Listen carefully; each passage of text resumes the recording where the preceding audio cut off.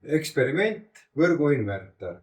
Meil on võrgu sisendpunkt, mõõtepunkt ja võrguinverter ja päiksepaneelid. Nüüd ühendame kõigepealt kaitsemaanduse multimeetrile ja päikseinverterile ja siis ühendame päiksepaneelid võrguinverteriga.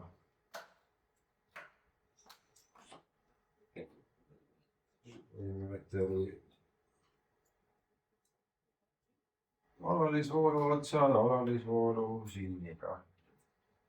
Ja edasi ühendan siis alalisvoolu päiksepaneelid alalisvoolu silmiga jadamisi. On päiksepaneeli jadamisi.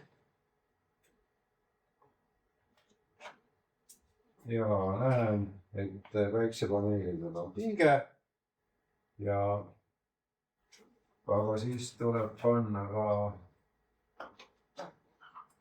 amperneid multimeetrile pinge peale ja võrguinverterile pinge peale.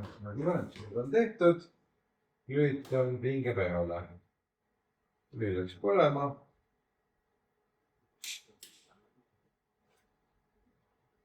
Multimeeter.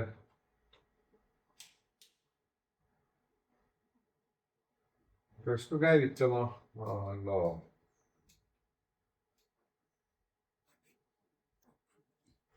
Las ta olla, las ta ei käivitus, aga mis ta ei käivitama? Niimoodi. Ja multimeeter näitab meil pinget. Ja nüüd, kui me vaatame multimeetri pealt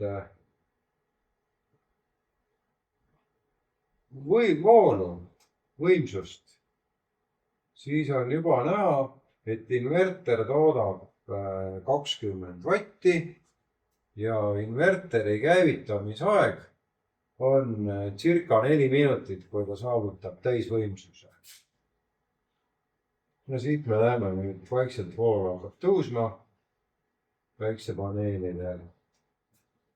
Et inverter käivitub ja meie paneelide kogu võimsus on umbes 120 vatti. Nüüd läheb natukene aega. Nüüd, kus paneelid on pikalt töötanud, on inverteri väljundvõimsus kasvanud 115 vatini. Ja nüüd, kui me peaks ühte paneeli siin varjutama, kukub kohe päiksejaama võimsus minimaalseks. Ja kui pilv läheb eest ära, siis päiksejaam saavutab hetkeliselt täisvõimsuse. Et tuleb pilv ette, võimsus kukub maha ja läheb pilv eest ära. Hetkeliselt päiksejaam saavutab maksimaalvõimsuse.